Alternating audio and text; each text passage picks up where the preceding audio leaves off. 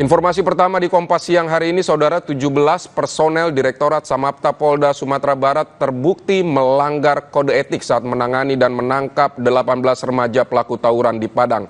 Kini mereka tak hanya melanggar etik, tapi juga terancam hukuman pidana. 17 personel Direktorat Samapta Polda Sumatera Barat terbukti melanggar kode etik saat menangani dan menangkap 18 remaja pelaku tawuran di Padang. Sebelumnya, Kapolda Sumatera Barat mengatakan 45 personel polisi diperiksa atas kasus pembubaran tawuran remaja di Padang, Sumatera Barat. Hasilnya, 17 personel terbukti bersalah.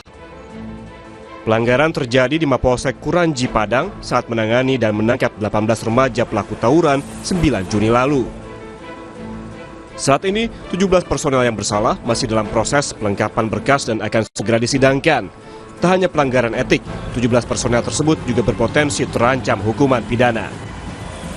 Dari hasil penyelidikan dan juga pemeriksaan kami kepada 40-an anggota, itu 17 anggota diduga terbukti memenuhi unsur, tetapi kita pastinya sedang mencari objeknya. Kalau anggotanya dan apa yang dilakukannya sudah saya sampaikan, dan ancaman hukumannya juga tentunya sudah ada. 17 anggota kami yang akan disidangkan. Apakah nanti sidang Komisi Kode Etik atau pidana, nanti kelanjutannya.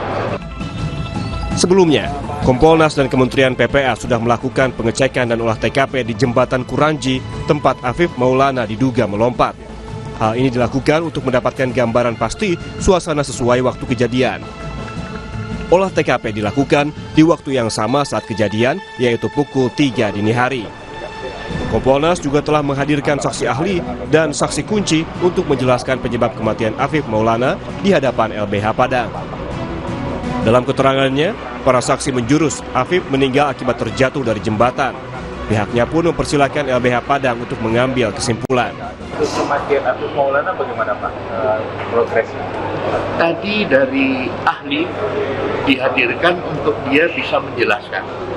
Karena simpang siur kan pengertian lebam, ya, memar, tadi sudah dijelaskan oleh ahli, dan ahli membuka diri untuk pertanyaan yang berasal dari LBH Padang. Sudah terjawab semua.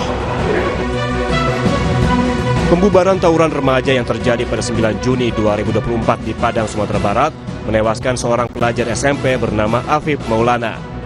Afif ditemukan tewas di bawah jembatan Sungai Batang Kuranji. Kematian Afif menjadi sorotan dan menuai tanda tanya.